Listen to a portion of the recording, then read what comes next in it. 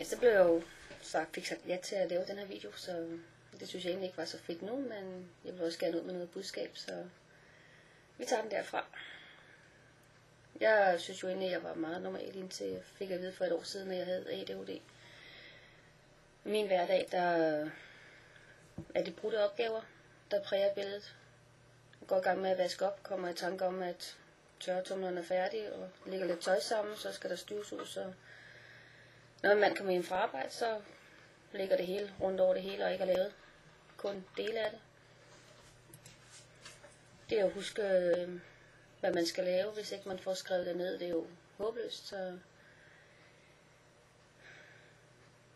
ellers er det jo ikke, jeg synes ikke, der er stort der at sige om, det er kaotisk, sjovt, besværligt, nemt, det hele på en gang.